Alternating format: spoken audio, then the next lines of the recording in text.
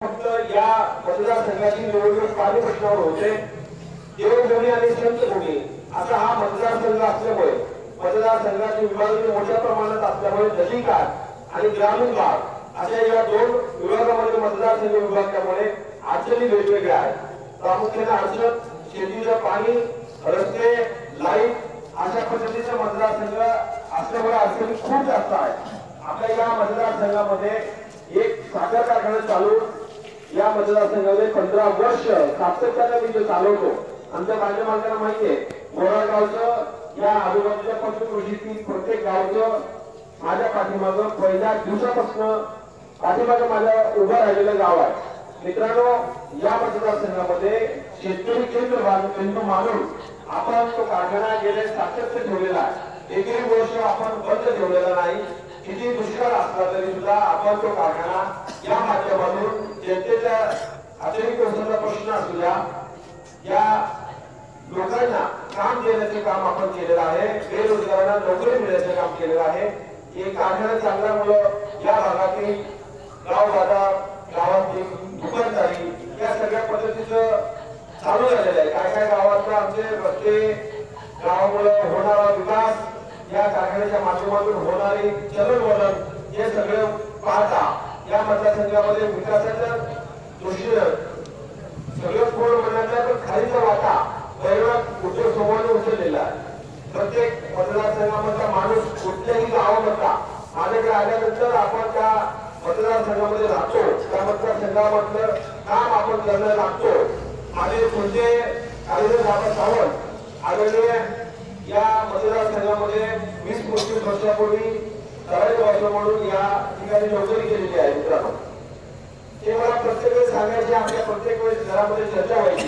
या गावाने या मतदारसंघातील बऱ्याच लोकांनी आता ते माझे सरकार निवडणुकीच्या असतील अध्यक्ष होते त्याच्या आणि आमच्या कराडे भाऊसाहेब असतील, कालुकेश्वर असतील, ही सर्व जुनी मंडळी आपल्या ब्रह्मपुरी या बऱ्याच 2-4 गावामध्ये त्यांनी नोकरी केली आहे। मला वाटतं त्यांचं नाव बऱ्यापैकी जुन्या लोकांना त्यांना माहिती आहे। मी आल्यानंतर त्या लोकांनी मला त्यांची विचारपूस पण केली। आता सध्या थोडेसे ते आजार असल्यामुळे वयस्कर झाल्यामुळे ते येता आले नाही, त्यांना नाहीतर ते नक्की आले असते।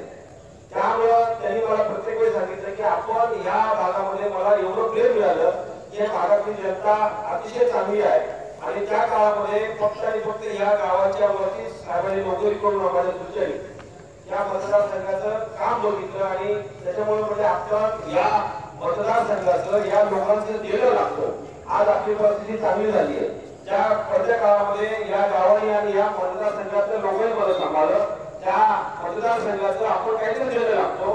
या पुढं आणि परिस्थिती सुधारल्यानंतर कराडला असेल, आमचं केपुडी असेल, करमाळा असेल, या ठिकाणी युनिट उभा राहिल्यानंतर अशाच पद्धतीचं एक युनिट या मतदारसंघामध्ये काढावं। आदरणीय मान्य सरकार आणि प्रमुख मंडळी या गावातली आमच्या सुलतानच्याकडे जाऊन तो प्रस्ताव मांडल्यानंतर साहेबांनी लगेच होकार दिला।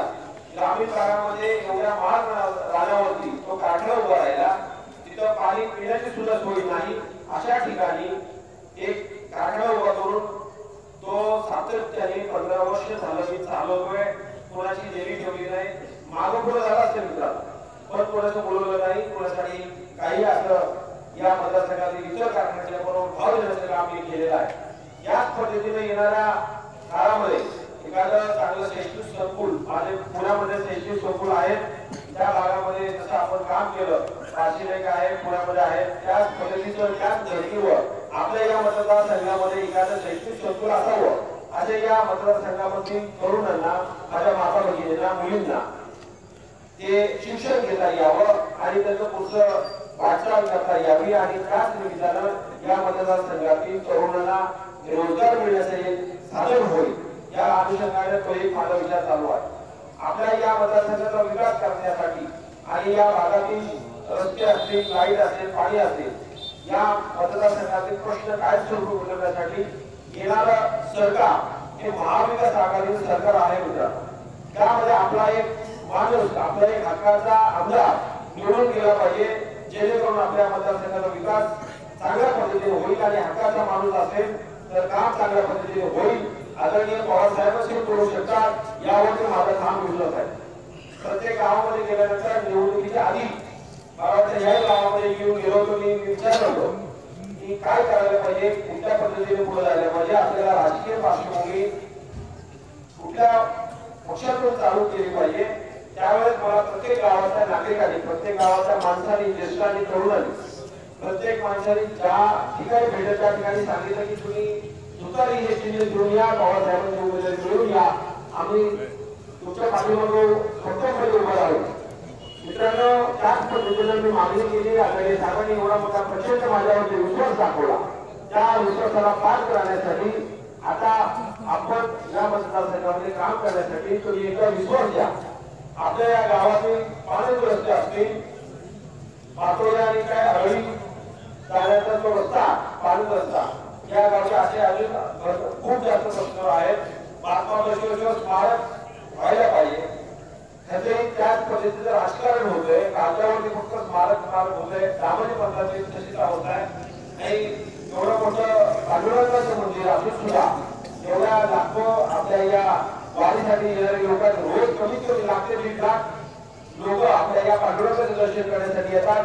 त्या पद्धतीने पर्यटन स्थळ व्हायला पाहिजे होतं, त्या पद्धतीने ते झालेलं नाही। त्या पद्धतीचं काम येणाऱ्या काळामध्ये आपल्याकडनं व्हायला पाहिजे। दलित वस्तीमध्ये सभा मंडप असतील, त्याचे रस्ते असतील, त्याचे सामाजिक प्रश्न